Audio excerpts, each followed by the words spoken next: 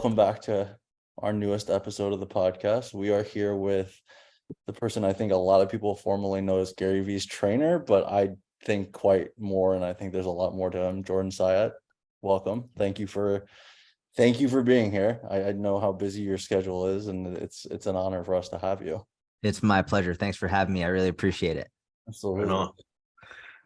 So personally for me, I've been following your stuff for like a very, very long time, even before I got into training myself, into coaching myself. Just being able to learn the basics from just the foundations of like, oh, how do you even find your macros? How do you even start? And like, I think the really, really cool part is like to this day, you still are posting the same basic information, because the reality is most people need to hear it 10, 20, 30, 50 times in a row in order to get it to stick. But I think to really start this off, I would love for the audience to know, and really even us to know, like what got you started in this industry, in fitness, and you wanting to help others. What started everything for you? Yeah. So it started with wrestling, actually. So I'm a short, bald, nerdy Jewish guy, and my whole family is very small. And so my mom was like really worried that my older brother and I, we were going to get picked on in school because, we're short Jewish kids. So she walked in the room one day and she walked in the living room. She said, "I'm going to put you two in wrestling." And I was 8 years old. And the only wrestling that I knew at 8 years old was like WWE style wrestling. So I remember I looked up at her and I was like, "You want me to hit someone with a chair?" And she's like, "No, you idiot, like Olympic style wrestling." And I was like, "I don't know what that is." But I got involved in wrestling at 8 years old and I fell in love with it. And I was the black sheep in my family for many reasons, but not least of which is my whole family is super smart, like doctors and lawyers and professors and superintendents and just like high level academics. And I was terrible in school. I was in special education. I was not good in school. I was the class clown. I didn't do well in school, but I was very good at athletics and sports. And that's what I loved. So I got into wrestling at 8 years old and I was obsessed with it. I was pretty good at it. I ended up making varsity as a freshman in high school. I beat a junior out for the varsity spot. And I was decent from like a technical perspective and an endurance perspective, but the strength differential between a 14-year-old and a 17 or 18-year-old is pretty significant. And since I was on varsity, I was mainly going against 17, 18-year-old kids. And so I was living outside of Boston, Massachusetts, and I wrote an email to a gym and I just said, "Listen, I'll take the trash out. I'll clean the floors. I'll work for free. I'll do whatever you want. Just let me come and learn from you." And I was super blessed because number one, they took me under their wing, and also they were incredibly science-based. It was like such a luck of the draw that I ended up in a gym that was super science-based, and they got me reading some of the best books I've ever read, like learning from Louis Simmons and Eric Cressy and Dan John, Pavel Tsatsouline, Joel Jamieson, Mike Robertson, I was just starting to read the best of the best of the best in the industry at 14 years old and coaching people from that point on. And that's what I've been doing ever since. I never had another job. That's awesome. Heck yeah. I love it. I mean, it's so cool to see that like that was an opportunity that almost like fell right here, that when you look back at, I'm sure it feels like a luck of the draw, like it's lucky. But at some capacity, do you feel like that opportunity was almost earned just because like you were pretty dead set on like, hey, this is the path that I want to go on. I'm curious. I want to learn. And like you went after that, like you had to send that email out. So do you feel like at some capacity that was almost an earned opportunity for you? Yeah, I think it's a little bit of both, right? I mean, there's so many things at play. For example, we have the fact that part of the story I didn't tell you was that I applied to another gym first. And this other gym, it was called Fitness Together, which is a fitness chain. And that was actually in the town that I grew up in. And I went to the gym and I gave the same spiel. I was like, "I'll take the trash out. I'll clean the floor. I'll work for free."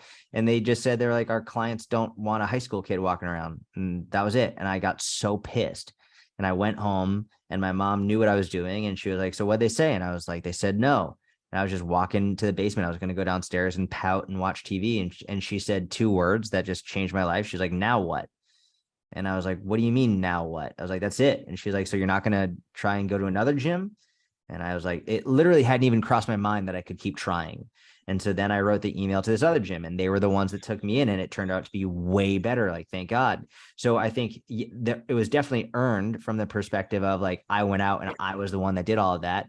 There's also, just feeling blessed and fortunate for so many reasons in terms of like the fact that that gym was even there, or the fact that my mom allowed me to do this during my off time from school, or the fact that I grew up in a town where the gym in my school had enough equipment to get me like really involved in strength training and want to learn more. Like my gym had kettlebells. My high school gym, public high school, had kettlebells, and I got super involved in it. I was like, what high school gym had kettlebells back in like the early 2000s? Like, that's insane. It was a really nice high school gym. So there were so many things that happen. I think of Malcolm Gladwell's Outliers, stuff like that. It's just like, there's so many things that happened that, yes, I earned it, but I was also in the right place at the right time with the right environment that really all led to that. So just like with everything, I don't think it's either or, it's probably a bit of both. Yeah. Yeah, it's always cool to look back at like the evolution and where things all started, and you can kind of just like pinpoint to like certain moments of like, oh, everything came together here for me. It was just so cool. Now, I think at some capacity too, like we're not here with like the things that we had to go through and what we were challenged with, even in our own fitness journeys. I think, we become so qualified to help the people that used to struggle with, that are struggling with what we used to. I saw you made a post the other day about you opened up about the binging and challenges that you faced in the past. Like, what do you feel like are maybe some of the bigger fitness challenges you face, or maybe some of the bigger mistakes that you really carry with you now to really be able to deliver the value that you get to the industry? Yeah. So, I mean, the binge eating is probably the biggest one. Through wrestling, I developed severe binge eating disorder, had some anorexia and bulimia as well. And I think that because that affected probably like 8 to 12 years of my life severely. And while it was actually impacting me, it was all in silence. It wasn't until I was actually over it that I actually started talking about it, which I think makes sense. But like, it was all in silence. And I know, dude, so many people struggle with binge eating. So many people struggle with their relationship with food anxiety. And because that was such a huge part of my life and percentage of my life, and it took over all of my thoughts in every waking moment, that's a large, I talk about that a fair amount, just because I know how awful it feels to feel alone, like you're the only one going through it. So even if it doesn't solve people's problems, at least maybe it'll encourage them to be like, you know what, maybe I could reach out for help, go to a therapist. I could look more and understand like, this is actually very, very common. Like, this happens all the time. So I think that is for sure. Another one off the top of my head is, I remember a huge mistake that I made when I was younger, when I was really getting into fitness, probably around 16, 17. I really fell down like the organic trap.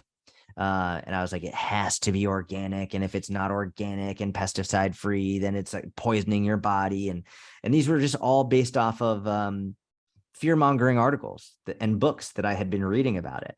And it wasn't until I actually went to college and then started doing research in school and outside school on my own that I realized like, organic is not magical. It's not inherently safer. It's like, non-organic foods are not poisoning your body. And I feel bad because when I was in high school, like, we didn't grow up with money at all. And I would guilt my mom. I'd get really mad. I can't believe you're buying non-organic stuff. You're poisoning us. Da, da. And like, the guilt that she must have felt at that point in time, like, I can't even imagine. Now I have my own kid, and like, God, like, I just want to make sure that they're given the best of everything. And so she must have just felt like absolute shit. So I feel terrible that I put her through that. And so now I'll often go the other way online, like talking to parents and people who are struggling with, they feel like they're poisoning their kids with organic, conventionally grown foods, or non-organic, conventionally grown foods. I'm like, it's fine. It's totally fine. So I sort of like go the other way now, because the research just doesn't support that organic is inherently better or safer or more nutritious. Yeah, and I think that's a huge thing to be able to, and I think hindsight's 2020, being able to just look back and be like, okay, I went to one extreme and I could have easily swung to the other. And then now I think you kind of fall in the middle. I'm very curious, like, kind of piggybacking off what Chad said and what we were talking about right before. How do you feel being in an environment from a training standpoint where everything was so science-based? How do you feel it very much impacted the way you like question things and how you look at things? Because and I've seen it in our industry. I think a lot of people in the fitness space come in and they're very bro, if you will, for lack of a better term. And so they just go down that deep end, right? And like, when you come from a world of science, and like you particularly like sports, like Eric Cressy, like you named a people who in the sports world are legend. Like there's no other way to put it. How do you feel that very much impacted the way you were able to kind of transition through the things you struggle with slash became a better coach? Because I think when you come in with like the, like you said, the organic or inorganic, like this whatever you hear, it's very easy to get like biased in what you believe, versus like when you come from a sports background, it's like there's principles, but then like you can go 80,000 different directions you do. Yeah, it's a great question. There's so much nuance and so many different areas we could discuss. But I think when I first got introduced to this science-based world, at first I was resistant because I was learning so many things were just against what I had been taught, based on whether it was thinking about like naturalistic fallacies or just like bro things that had been taught to me. I was just like, well, that's actually in the research that's not accurate. It's not true. And like you're just constantly being beat in the face with things being like, well, that's not true, and that's not true, and that's not true. And at first it's a huge hit to your ego. And then it's this huge awakening, and it's like, oh my, it's like a rebirth. You're just like, I know the truth now. But then it can almost become a curse on the other end, because then what I see a lot of people doing in the science-based world is they're like, well, do you have research to support that opinion? Like everything needs to have a fucking study. And I'm like, well, first and foremost, if you really want, you could find a study proving anything you want. Like there's always like, there's going to be a study always, no matter what. So I think that it's an interesting like progression over time. But when I first started realizing, oh my God, so much of the stuff I'd been taught is wrong, it felt like a huge, very, very freeing. And then it got to a point where it was almost too close-minded. Like I need to have an exact study for this exact situation to prove that it's absolutely right. It's like, no, that's not true. Like we can also use our own experiences and just like deductive reasoning and critical thinking to come up with their own responses and own ideas as well. And I think the people who are the best science-based practitioners also understand individuality is king, and like preferences are king, and that everything works essentially as long as it's sustainable. And so that the reason why it works might not be what you think, but everything will work in a sense. And you don't necessarily need a PubMed ID in order to show you that like this is going to be okay. So it's an interesting progression, I think, for me and for many people who get into the science-based world. Is there anything that you've seen like from the time you got introduced to till now that like you've gone back on what you originally believed, or you've gone back and then forth? So like I've seen people who started on one end, went to the other end, and then they're like, nope, I'm going back to where I started, on where I stood. Are there things that throughout your career, because obviously you've had your experiences, you know, like with binge eating or like the anorexia type stuff, is there things that you kind of have gone back and forth on? Like one period you're like, oh, I'm all the way here, and now like years in you're like, think it's probably better where I started? Yeah, so there's a lot, but one that I talk about this a lot now is cardio. So when I first started getting into fitness, I think cardio is where most people start. It's relatively easy in terms of accessibility. You don't need a gym. You can just go on a run. It's like, it's relatively accessible. And so that's how I started a lot of my own training. And I was trying to cut weight for wrestling. And so I would run a lot. And I got into the research around it and the science around it, and understanding the health benefits of it. And then I got really into the strength world, and like very deep into powerlifting and strength and conditioning. And I hit the industry right at the time in which all of the leaders in the strength world were shitting on cardio. They were just saying cardio's it's going to hurt your gains. You're not going to build muscle. It's not good for you. Like a lot of people were saying, my cardio is just lifting weights faster. And like, that was what I was brought up with when I was really getting into the world. And so then I went that way because I was so influenced by what all the leaders in the industry were saying. And I was saying, don't do cardio. You don't need cardio, da, da, da, da, da. And now we're getting to a point where there have been some really high level, really amazing people in this world, bodybuilders, powerlifters, whatever, who are young men who've died in the last few years. And I don't know what the reasoning is, but I know for a fact that a lot of these men were also the ones who were shitting on cardio, and they were just lifting. And so earlier on, when I first started out, I was like, cardio is super important for your health. Then I went to the other extreme, being like, you should never do cardio. There's no reason to do cardio. You don't need it. And now I'm completely on the other side where I'm like, everyone needs to be doing cardio. It's like one of the most important things you could possibly do for your health, not just physical, but mental, emotional. There's so many, like, it's actually going to help your recovery from strength training for a lot of reasons. Like, people need to be doing more cardio. And so that's something that I started on one extreme, went to the complete other extreme, and now I'm back on the other side. It's funny because I did the exact same thing.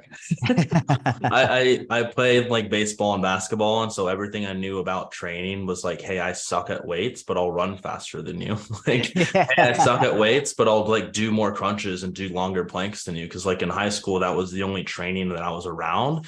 And because I was like a little bit on like the smaller, like the weaker side, like that's what I really thrived in, and that's what I really enjoyed. So like coming out of that and like getting into strength, like when I first started training, I would like run a mile and then train. Like run a mile and then train. I kept doing that. And then the more I learned about bodybuilding, the more like size I started putting on, I was like, oh, like I want to keep getting stronger. And so I went fully onto the extreme of like powerlifting and doing like SBD almost every single day and just trashing my CNS, but doing no cardio at all. And now I'm at the other end where I'm like, hey, I'm still bodybuilding, but it's important for me, even though I'm in a gaining phase, to be doing cardio every single session, at least 15, 20 minutes to keep that going. And I found that that's helped a lot. And it's something I've even with clients that we've worked with. I used to be the trainer. It's like, oh, no, you don't need cardio. Oh, no, you're gaining. And now it's something that we look to implement. Far, is there anything that you went one extreme the other with as well with you and your training? I think Jordan can probably relate to this, but when you get into sport, and so much of sport is bigger, faster, stronger. So it's not bodybuilding, it's bigger, faster, stronger. I went through a period very early on where I convinced myself that you could build all three things, strength, power, speed, all at once and maximize every quality in the same training. And you can't, like, there's definitely overlapping principles, don't get me wrong. And it's not like, okay, if you want to be a bodybuilder, if you go, deep into hypertrophy, you may see some like diminishing returns in speed and power. Like that's just, you don't need to move fast to be a bodybuilder. You can't move terribly slow, but like it's not, for lack of a better term, it's not a dynamic movement. Like you don't need to be dynamic in how you move. And I think for a period of time, it was like, I think it was my misinterpretation of, I'm not sure if you're familiar with Cal Dietz, who created Triphasic. Triphasic. Are you kidding? Of course. Yeah. And that was my introduction to like the best of the best with power and speed development. But I think when I saw it, I was like, wait, he's doing 8-second eccentrics with 120% of load. Okay, yeah, this is definitely somehow making me stronger, powerful, and faster. But it's like, no, it's potentiating you toward that. It's not all happening in this block. Exactly. And I think even for me, for a period, it was like, okay, all of these things can come off the thing you're doing, but they're not actually happening right now. And I think when you like let go of the fact that that's happening, because then I saw, and I'm sure you've probably done triphasic before, initially when you go into like the depths of that heavy of an eccentric, you slow down. So I think I had like a huge ego hit because I was like, my 33-inch vertical jump turned into a 29.5, and I was pissed. I was like, what the fuck is this? Like, I'm trying to build a bigger vert and I'm not jumping as high. And then almost a month and a half later, I hit 35 and I was like, what? Like, but it's like, I think you get very, if you're in sports and you just started getting into it and you hear some of the concepts, you're like, ooh, triphasic, or ooh, French contrast. And you're like, it's going to happen this week. And then you realize, no, training is a process. And so you have to like potentiate a quality one at a time. Like you can't be like, oh, I'm going to be strength speed training and hypertrophy power training like that. It doesn't, like, they sell you on that, don't get me wrong. And there's the whole like power building idea, but there's a lot of limitations in being able to maximize multiple qualities. I definitely went through that because I was always like, I want to be like Kobe, LeBron, Dwight Howard at the time was like strong and athletic. So I was like, yeah, I'm going to train like this and I'm going to get there. And it's like, it's a little bit more in depth than that. Yeah. And you can train everything at once in some capacity. I think you can't optimize everything at once. And one of the things I love about conjugated periodization is rather than saying we're going to improve everything at once, it says we're going to improve one thing and just not lose the other thing. It's just like, we're just not going to detrain. We're going to do just enough to maintain those and focus on one thing to improve, which I almost always revert back to conjugated. Just it's my personal bias, and it's what I trained for powerlifting. And I think you can always manipulate it to fit whatever goal you want. But yeah, you can't optimize everything at the same time. It's sort of like when people say like you can't lose fat and build muscle at the same time. It's like, well, yeah, in one individual second, of course not. But like if at the end of a 6-month phase, you haven't both built muscle and lost fat, then you're doing shit wrong. It's like you said this your vertical jump, like at one point it went down to 29, then it went back up to 35 over like six weeks or something. It's like, yeah, in that one moment it went down, but 6 weeks later it actually went up. It's like people need to get a much better, clearer picture of, well, what's at the same time mean? It doesn't mean in this moment. It means over the course of the next 6 weeks, 8 weeks, 12 weeks, can we see simultaneous growth in these different qualities? Which yes, you can. Yeah. So I'm curious, like for you, obviously, like you share very similar outlooks on this. The thing that a lot of people saw the Huberman podcast with Andy Goppin, which I thought was phenomenal. And it's like 6 parts. Like I think Andy's arguably the best at just again, like we were talking about before, taking like all these complex things and turning it so simple that you can use it.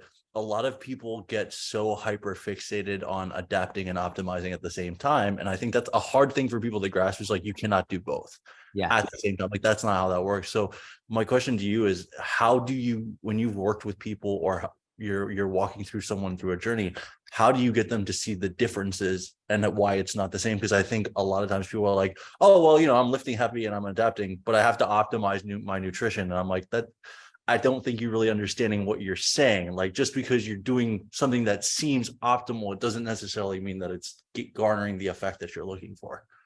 Yeah, I mean, man, it's a great question. I unfortunately have to pull the "it depends" card. Like, it always depends on the client, and I hate when people do that because it's almost a cop out, but it's true. What I found is it's really interesting. I found like with beginner clients, in some senses it's easier, in some senses it's harder. It's easier from the actual programming perspective because you can give them anything and they're going to improve. Like the most basic, simple, like starting strength for a beginner, they're going to get stronger. They're going to get faster. They're going to get bigger. It's like literally the most simple program that could ever be written. And it will work for a beginner. Ironically, they're also often the most neurotic, and like, they're like, I need to optimize everything. It's like, trust me, you don't need to optimize everything. Like, you're just fucking lift and eat and sleep. You're having newbie gains. Like, this is it. Like, this is the best your training will ever be, because I'm so jealous that I can't get my newbie gains again. Like, they have no idea and they overthink it. Whereas often like elite high level athletes, they'll underthink it. And it's so often because like they're born like LeBron and Dwight Howard, all, like, they could have been amazing regardless of what training they did. Like, they're just freaks, and they're genetic freaks, and they could do anything and they'd be great, and they underthink it. And so I think it really only becomes a major concern when you're working with really high level athletes or lifters or whatever it is. That's when those minutia really actually make a difference, when a quarter of a second could be the difference between taking gold or not. Right. And so that's when it really, really matters. For the most everyday general population, it's not that big of a deal. It's really not. And if they get to a point where it is that big of a deal, then they're probably making really good money. And like they're probably at just a different level than the vast majority of clients. I also think and this might seem a little bit off topic, but I think it makes sense here. This is why it's so important to teach your clients the difference between building and testing. Like, I think this is one of the most important concepts in strength training and lifting in general that is just completely under discussed, where it's like, when you hit that 29-inch vert and you were pissed, you were building at that time. You were in the process of building it. And when you tested it, that tested your current rate of force development, speed, power, all of that. But it didn't take into account all of the stuff you were building through the process of that journey. And I think people too often test their strength and don't like I see this all the time, and I'm guilty of it when I first started training, but I think I see this all the time. Once someone gets the bug for heavy lifting, they just want to lift as heavy as they can all the time. They want to test how strong they are every day. New 1 rep max, new 1 rep max, new 1 rep max, new vert, new vert, new vert, whatever it is. It's like, hold on, don't test for 12 weeks.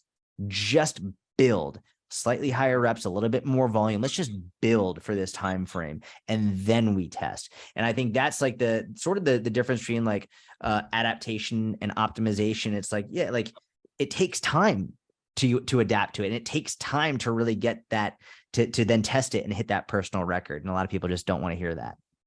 Yeah, I like that you bring that up too, because I mean, this is speaking from my perspective, but I feel like it's pretty common, especially with those that we work with or clients that start with us, like, hey, you're going to go into building. We're not really necessarily worried about the specific metrics, the specific numbers you're hitting. Let's focus on really quality work, right? Yeah. For at least the first 3 months. Let's lay the foundation. Let's focus on getting really good at the fundamentals and basics, just like we would in any sport. And it's funny because once they actually fully like let go of that, the 3 months ends and they don't even want to test. They're like, I feel better. My joints feel healthier. Like I have more muscle tissue. And then they're at the point where like, well, wasn't your goal like to enhance your physique? And well, yeah. So you've seen now that not chasing after a metric enhances your physique. Welcome. Exactly. It's really difficult for people to let go of. But when I was really ramping things up, I wanted to like power build, right? I wanted to get strong. I wanted to get big.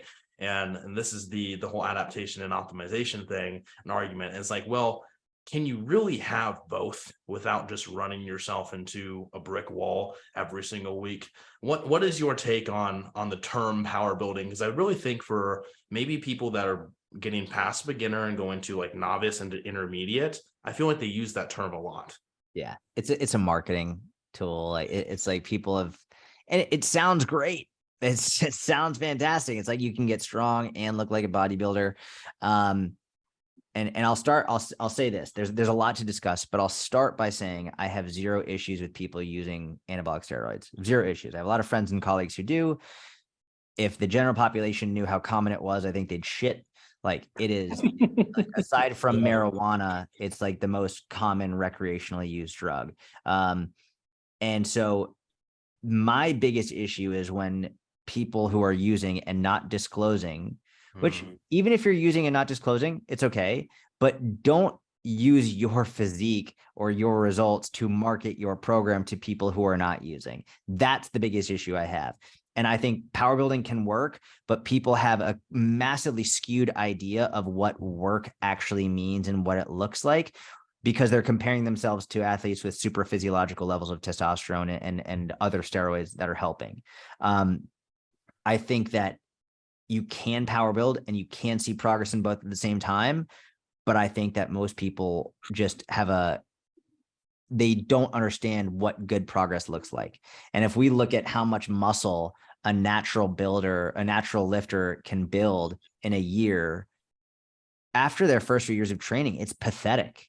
And it's depressing how much muscle you can expect to build. And this is in optimal conditions, optimal genetics, optimal conditions. Like it's about half as much for women, which is even worse. It's just like, so, and that's assuming that you're having an energy surplus, like you're eating enough to fuel it. Never mind if you're going through periods of cutting or anything like, which is going to reduce the amount of muscle you can build as well. So it's just like, it can work.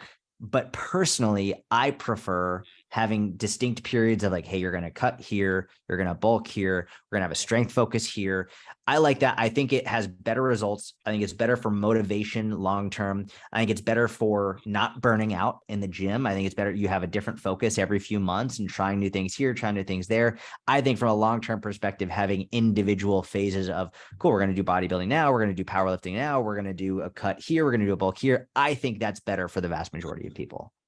Yeah, I agree. I think what I think it's even tough is like bodybuilding specifically, but even with powerlifters, I see people, because they get so fixated on their sport, they then think everything has to be sport specific. And that's a whole different conversation, which is like, we were just with Alan Bishop, who's the head of sports performance at the University of Houston. And we were talking about this, and we were going back and forth. And I was like, a lot of people look at kind of like what he does. He trains a lot of his athletes full range of motion. That doesn't make you a bodybuilder. Like that does like inherently does not make you a bodybuilder. But I was joking with him, and I was like, I can totally see why. When we had podcasts with him, I was like, I rarely see a lot of strength and conditioning people train a basketball player at 6'10" through the ranges of motions that you do, because most of them are like, don't do this joint angle, it's not good for you. And it's like, if I train you sport specific year round, it's not a great idea. Like, I'm sure, and we can talk about it a little too. Like, I work with a guy in the NBA. If the first thing we do in May or June when the season ends is go do the same exact thing you were doing all season, I'm gonna kill you. Yeah. Like, you don't see the floor for months. Our heaviest lifting is early in the off season, because like it's in the exact opposite direction. What do you think is the biggest reason, especially in the fitness space, people are just like, so like it has to be this all of the time? Because I think that all, like you said, like it's doing the same thing repeatedly is probably not going to help with motivation, so unless you have like some sport specific goal. But why do you think it's become such a prominent thing in fitness, where it's like, this is the way you do it all of the time and this is the only way? Like, what do you think has led to that? They're idiots. Like they're just stupid. And there's a massive lack of education. I talk to coaches now all the time, like young coaches who just get in the industry. And I'll ask things like, I used to ask, how many books have you read on program design? And a lot of them would say, like, I didn't know there were books on program design, and like they haven't read it. Then some people would lie. They'd be like, oh, like 3 or 4. So now instead of doing that, I would just be like, what's your favorite book on program design? I'll just ask which one is your favorite. And they're like, oh, I don't remember. I'm like, you fucking liar. You haven't read a single damn book on program design, periodization, any of that. And as a result, they are essentially like, they'll do things that get a lot of clicks and a lot of engagement. This is the best way. This is the only way. When you have a black and white statement, that will always do better on social media. This is it. This is good, because it gets more views, more engagement, for better or for worse. Like, you get more clicks that way. And discussing the nuance like this, like, that's why we have podcasts, because we can have an hour-long conversation about this stuff that people on Instagram don't want to sit and watch through. So yeah, it's I think that's why they say that. But I mean, anyone who's worked, any coach even slightly worth their salt, who's done even a cursory amount of research and who's worked with real athletes, understands that you have to go through different phases. You have to train different strength qualities, different athletic qualities. I mean, I think the whole sport specific is massively overdone. Like, I see people like trying to replicate their sport on cable machines, and I'm like, what the fuck are you doing? Like you're gonna ruin your, like, golfers practicing their swing on a cable machine. I'm like, why? You hit 500 balls at the driving range. Why do you need to do you need to do something different here? We need to, like, what's your weakness? Are you in pain? Are you lacking force? Are you lacking power? Are you lacking strength? Are you lacking mobility to get extra rotation for, like, that? There's so much that we need. Like, you do that movement so many times, we don't need to try and replicate it again. So the whole like sport specific thing pisses me off as well, because people take it to an extreme. I'd see that a lot. And bodybuilding is the one place where I think in a lot of ways you can kind of, I don't want to say you don't experience the same detriments, but like, because there's like, bodybuilding is one quality, right? Yeah. So it's like, if even from a general health standpoint, like, we've had a couple other people on the podcast who are in research, and they're like, they made the joke, as you get older, you kind of want to be eating more protein and training like a bodybuilder. Like, you need resistance training, you need different rep ranges.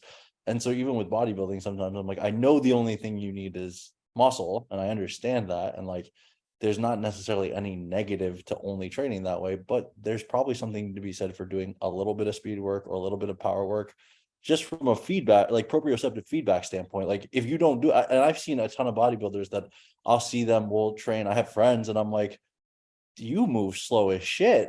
Oh Like, my God. you take one bad step and you're gonna tumble down the stairs. Like, you won't even be able to catch yourself.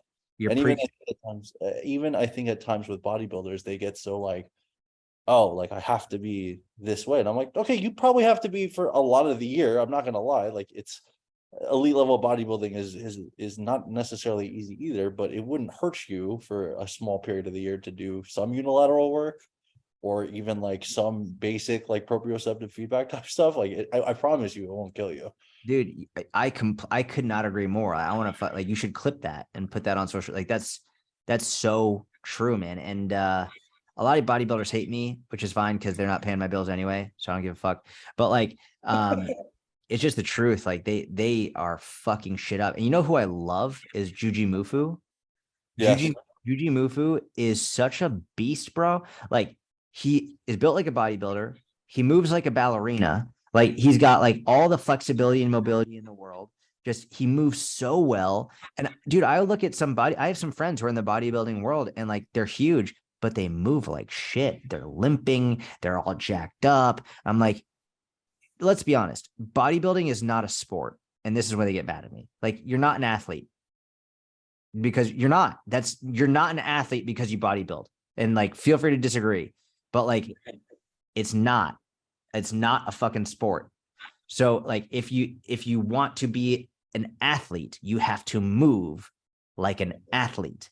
And you have to move in different directions and take your body through different planes of motion and have the mobility and flexibility. Bodybuilding can be incorporated in an athletic program, but just because you bodybuild does not make you an athlete. And they get so mad when I say this. And I'm like, listen, you look great, but you look like shit. You try and sprint, you're going to tear your hamstring right off the fucking bone. Like, you're not an athlete. And it doesn't take away from all the hard work that you've done. Like, you've spent countless hours, super high intensity, training harder than I'll ever train. But you're not an athlete. Like, it's just the truth. I do. I think at the end of the day too, but like in China, I have friends who are bodybuilders who are extremely athletic. It's not like those don't exist. I see a lot of people get fit. I'm like, you don't even move to me. And China, I've had this discussion. I think a lot of times they're like, this is why we're athletic. I'm like, you don't move in a dynamic way. Like in no sport, we actually had this conversation the last time we were together. In no sport do you move that slow.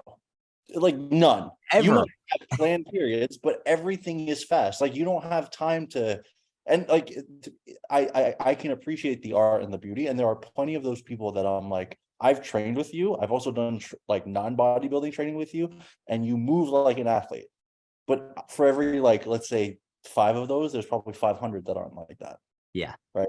And I think there's something to be said for even like being able to understand like, okay, no matter what specific thing you train for, getting away from that specific thing is also a good idea for larger periods. My question to you too, like kind of like piggybacking off of this, is you were talking about the content on social media where everything's like, how do you feel about the current state of content with fitness in social media? And if you had a small, let's say 3 or 4 people that you'd say, oh, these are people you need to follow outside of you, obviously, who are those people to learn from? Because I like Chad and I talk about all the time. We are doing our best with the brand that we're building. I follow like 8 people at this point. It's so hard to follow most of the people in the fitness space for fitness content, because it's like, ooh, I have abs, or ooh, I eat reheated quinoa and tuna for 12 meals a day. Oh, That's why, like, what are we doing, bro? Like, I have no interest. Just threw up in my mouth thinking about that. So gross. So I think we're at an interesting point in history in terms of, I think there's some really shitty content and there's also some really amazing content. I've actually muted all of the fitness accounts that I follow because it's like, I'm not interested in looking at it. Like if you go on my explore feed, it's like all jujitsu and babies. Just like, that's all on my explore feed. Cause I had a daughter, my daughter 6 months. So I just look at all these baby videos and jujitsu and mixed martial arts fight videos. There are a few people who I strongly recommend, who I wouldn't say are necessarily fitness, but they are health. There's one guy, his name is Dr. Idz, Dr. IDZ. I don't know if you've seen this guy. He's fucking awesome. And he just came out with let me like make sure I'm getting it properly. He's in the UK, I think. Dr. IDZ. Dr._IDZ.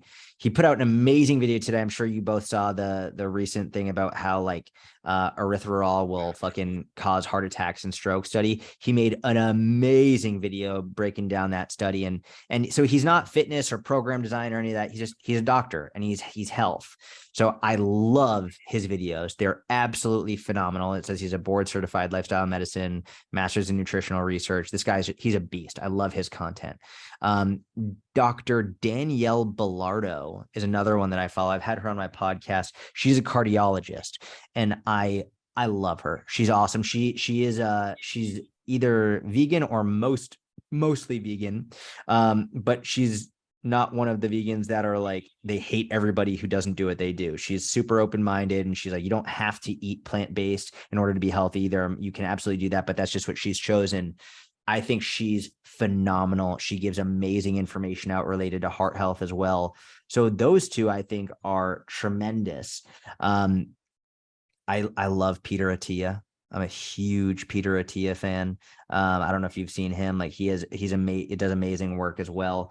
I don't think his content is as good as someone like Dr. Ids. I think Dr. Ids is like, he's like the pioneer, and like he's setting the standard for what amazing health content looks like. But that's who I really look at. But I don't follow. I've muted all of the fitness accounts though, because I don't want to see one more person talking about calorie deficit. I don't want to see one more fucking person telling me about protein intake. I don't want to fucking see it. I've been watching it since I was 14. So 16 years, I've had a fucking enough. So for me personally, but I think those few are amazing to follow. That's great. That's great. No, even for me, like if I'm going to go into it, it's going to be like long form style. That I'm just going to sit there and listen to, rather than see a marketed 30-second piece of content that's talking to me like I'm a piece of shit. Exactly. Yeah. I think maybe you follow James Smith. Yes. Yeah. He's one I like to follow. He posted this, and I actually bodybuild, but I also have a big grief with it as well, because I think there's a lot of closed-mindedness here. But it's like, since when did fitness become this 12 weeks to 16-week minimal calories, suffering is cool, like I like training sucks, watch me do an hour of cardio thing? When did fitness become that, right? And I'm honestly seeing it more often than not, because a lot of people are obviously very inspired by these physiques, and it's like, okay, that's what they're doing, and they're taking things to those extremes every single year. And I bodybuild because I enjoy it, yet I'm not going to put myself in that state once a year, multiple times a year, especially when it's like a female that's doing it like once a year, multiple times a year, and that, the hormonal effect that has. So I was like, that's what I'm seeing going on right now. And I'm like, I think that even from a lifestyle perspective of people just getting into it, that's kind of the example that's being seen out there. So, I mean, that's something that I've seen personally, but I kind of wanted to ask this question: in your experience with working with clients over the years, what do you feel they have left the biggest impact on you? Because I think that's something that we enjoy so much about what we do, is just getting able to be able to learn people's stories and build relationships with them, and say, oh my gosh, like, I don't think our clients realize how inspiring they are to us. So how do you feel like they have left a great impact and continue to with what your work does? It's an amazing question, and I'll tell a quick story. I think this will sort of give some context. So like I said earlier, I was terrible in school. I was in special education, all of that. And overall, I was not treated well by teachers. There's, you're not smart, whatever it is. Like, they didn't really give me much time, and they didn't really give me much attention or time, and they were very dismissive. There are two teachers that I had that I will, to the day I die, remember their names. I'm still in contact with them. One of them, his name is Nathaniel Armistead. He was my 10th grade history teacher. Another one is Stephen Lambert. He was my 7th grade math teacher. I still am in contact with these guys. I know I talk to them on a somewhat regular basis, and they would come into school early. They would stay late. They would do everything in their power to help me succeed in any way possible. They went beyond their job description to really help out a kid who needed help. And I see a lot of coaches now who they say shit like, my job isn't to motivate you. My job, I'm just going to give you the program and you're supposed to do it. And I'm like, if you want to be the coach that nobody remembers, then yeah, sure. Like, just that's technically your job description. But for me, I want to be the coach that when someone is 90 years old, they can talk to their grandkids and say, yeah, the only reason I'm here is because my coach or this guy on Instagram that I followed, Jordan Syatt, like, changed my life forever. Like, that's that's sort of how I think about this and what I love about it. And so I think one of the part of the greatest impact that they can have on me is just knowing that I'm doing a good job, knowing that I'm going above and beyond my job recommendation. And if I'm not, them calling me out on it in the same way that I give tough love to people and that I like shoot it straight. Sometimes I'll be like, hey, listen, like, I feel like I haven't gotten what I need yet, or like you gave me an answer that didn't make sense. And sometimes I can be like, I gave you the right answer, you just didn't like the answer. Or I can say, you know what, like I didn't spend as much time in that response as I should have. Let me go more in detail here. And like I just having real honest communication. And as long as I know that at the end of the day, I'm going above and beyond to try and give them everything that I have, that's just the best feeling in the world. It's huge.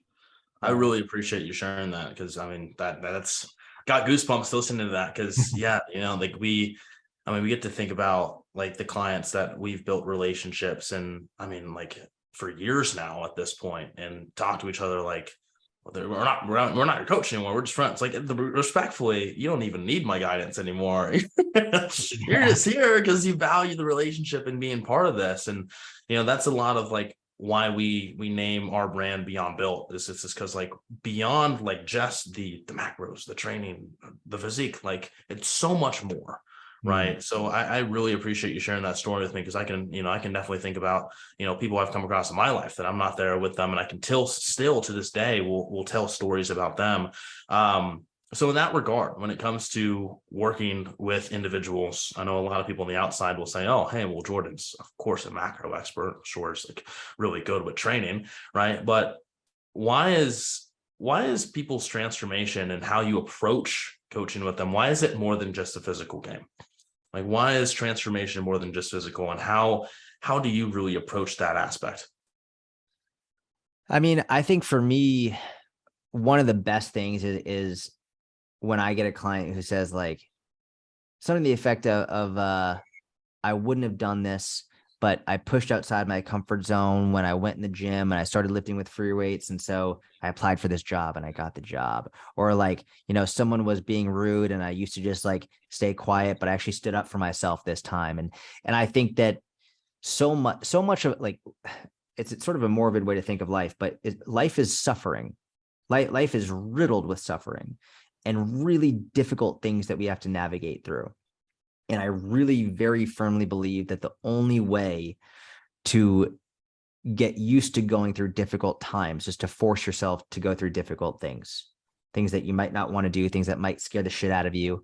And I think that strength training and getting your health in check is one of the simplest, not easy, but simplest, straightforward ways to do it. I'd say probably like 7 out of 10 workouts I have no desire to do, but I've got to fucking do it. Like I would way rather have a beer than have a water, but like, I've got to drink the fucking water. Like, I just think forcing yourself to do these things will show you how strong you actually are, how competent you actually are, and what you're capable of. And so, yes, like, the whole, the cliche phrase that a squat is the perfect metaphor for life. Life is getting you down. You just got to stand back up, bearing that load on your shoulders. Same thing. Like it teaches you to push through.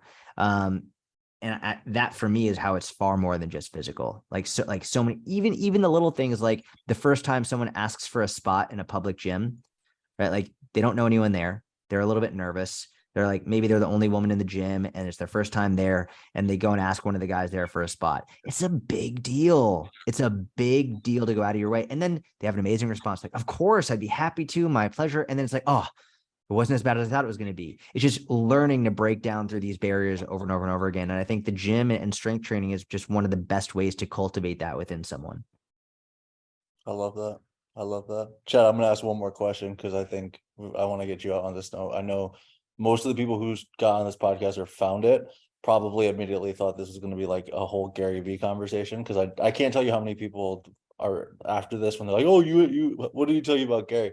There is something that I am curious about from you. You spend a lot of time with him, and I know obviously you have a lot of gratitude and appreciate him. What was the biggest lesson you learned as a man in terms of your personal life, your business, and then how has that carried into what you do with your inner circle? Because I when I first found you, like this inner circle thing that I've seen you absolutely like grow was non-existent, and then it was like you're not training Gary anymore, but there's this inner circle thing, and I was like, that's interesting. So I'm curious, like, what were some of the biggest lessons that you kind of carried forward? Yeah, so I'll start, like, Gary's like a father to me in so many ways, and we're still very good friends, and I love him. He's amazing. He's exactly like he is on social media. Like, he's that guy. Um, I coached Gary 7 days a week for 3 years straight. So from June 1st, 2016 to June 1st, 2019, there wasn't a day that I didn't go by where I didn't coach him. No weekends, no vacations, no breaks. Every single day for 3 years, I coached him. If he was in Hong Kong, I was in Hong Kong. If he was in LA, I was in LA. If he was in Ireland, I was in Ireland. If he was in Germany, I was in Germany, wherever, all over the world, 7 days a week for 3 years. So I spent a lot of time with him. And this is the most common question. What's the biggest lesson that you learned? What's the biggest lesson that you learned? Or what did he teach you? And people often assume that, like, he must have just given me all these hacks and like life tips and tricks. And I'm always like, I was his personal trainer. So like we were in the gym and I was coaching him. And he, whenever he wanted to not work out, he would try and talk about me. And I would be like, let's wait until after the workout. Like, cause I knew that was his way of trying to not work out. There are two amazing lessons that I learned from Gary, and they're very intertwined. There's many lessons, but these are the two main ones. The first one is, if you really want to achieve something, you just got to work more. That's like, and this is, it rolls off the tongue quickly and people hear it and they're like, well, that's it. It's like, no, you don't understand. This guy works so fucking hard. You can't even imagine. When I got access to his calendar on Google and saw every minute of every day is booked from 6 a.m. starting the workout until like 11 midnight, 1 a.m. every day, like, you would not believe he doesn't stop. If you take a break to go, if you take a nap, if you take a break, if you go have a phone call with a buddy, you go out to lunch, just like, you're not working as hard as him. Like, no one works as hard as him. No, like the president of the United States doesn't work as hard as this guy. I promise you. Like, he's going non-stop. And it's like, no wonder he succeeds, because every second of every day he's fucking working. There is no quit. There is no rest. And it's insane. And so I took that, and that's what I used to really help build my business. Now, the second thing I learned was also that that's not the life that I want. I don't want to live that life. I don't want to live the life of where I work all day, every day. Like, I want to wake up and I want to hang out with my daughter and I just want to relax with my wife. And if I don't start work until 11 a.m., like, great, that's fine. Like, that's my life that I want to live. Like, I want to work. I want to work. I want to work to live. I don't want to live to work, type of a thing. A lot of people see, he's on his private jets and he's going all, and people are like, oh man, I want that life. I'm like, do you though? Like, do you really? Because not do you just want that life, but do you want to do what it takes to get that life? I don't think you do. It's one of the reasons I'm so grateful for that experience, because I saw firsthand a life that millions of people all over the world just get glimpses of, and they think they want it, but they really don't. They don't. Gary wants that life. Like, he loves that life, and that's for him. And one of the best things about him is he knows it's not for everybody. And so, like, he knows that, like, I don't want that life. And he's like, good. So you know that. So you can now do what you do want and makes you happy and fulfilled. So those are the two biggest lessons I learned for sure. And like, when I look at life overall, you look at the healthiest populations in the world, they're not entrepreneurs. I can get the people who live the longest. They're not entrepreneurs. They're not people who are grinding from AM till PM every single day, super stressed out, thousands of employees. Like, they're not. It's not a healthy lifestyle. I tend to look more towards other culture. It's one of the things the reason I love traveling is I see how other cultures live. And it's like, man, they'll just take a break in the middle. They'll have a siesta in the middle of the fucking day. They'll just go and just have a glass of wine and go on a walk in the middle of the day. And I'm like, that's the life I want. Like, that's what I want to do. I want to get to a point where I can just relax more, reduce my stress. When I do work, it's impactful, it's meaningful, it helps people, but I want to leave that shit at work. I want to go home and kiss my wife and daughter and just hang out and not have to worry about working all the time and grinding. And I know that doesn't make great social media content. People aren't super inspired by that, but that's just the truth. And I've seen both sides of it. And that's for a fact what I want to do with my life. Yeah. I think that's a very, very powerful thing to learn, because you said something that him and I've talked about this. My cousin flies people private. He kind of had the same thing as you, which is like, you meet all these people with money who have all this. And he's like, he said something very profound a few years ago, which was like, you can get here in a very different way than the way these people do. However, you have to play a much longer game, and you have to figure out what the fuck you want way earlier. He's like, a lot of people who get in this life, and I imagine Gary's probably one of the one who didn't end up like this. A lot of people end up here with the money, the power, the fame, and they're actually running from who they are or who they want to become. And he's like, I've met, and I think it played a huge role for me, as like, those things are things that I appreciate, and I think creating those things would be good, but not at the cost of, like you said, family, the things that do matter, right? And I think that's a very powerful lesson. I'm very glad you shared that, because I think a lot of people will say just that. They're like, I want those things, and I'm like, I don't think you wanting those things is a bad thing. I just think the way you think you're going to get there and how long it's going to take with the way you want to get there is not going to be as soon as you think it is. So are you play the long game? Because there's a difference between, Zuckerberg and Warren Buffett. And Warren Buffett's still kicking it. He's alive. And like, he talks about it all the time. He's like, I got all this money, and I for the last 50 years, I've been reading 8 hours a day. And when you were talking, I was like, interesting. Like the people I've seen who've been entrepreneurs, who've lived a long life and had financial success, they are not the ones who do it the way most people see on social media, because social media has created that culture of like grind, hustle, etc., all this stuff. And it's like, it's not that you don't, and I imagine you work extremely hard as it is. Like, I don't think, we get off this and you're like, oh, I'm not going to work for fucking 12 weeks. But you probably have from that experience, have a very expanded time horizon on creating the things you want to create. And you're like, cool, I'll just do the details and live. I don't have to be like, do the thing I don't actually want to do. It's exactly right. 100%. Well, look, thank you so much for coming on. We really appreciate it. I hope we get a chance to cross paths in person. I think that would be. If you two are ever in Dallas, you always have a place to stay. You're welcome over for dinner. You're in Dallas. Interesting. Yeah, I'm in Dallas. I thought you were in Austin. Austin? No. Fuck Austin. I'm in Dallas. Well, Rico did say to come by and visit, so we'll have to see if we can make that work. We'd love to connect. Hopefully you don't get any bad reviews for me saying bodybuilders aren't athletes, but No,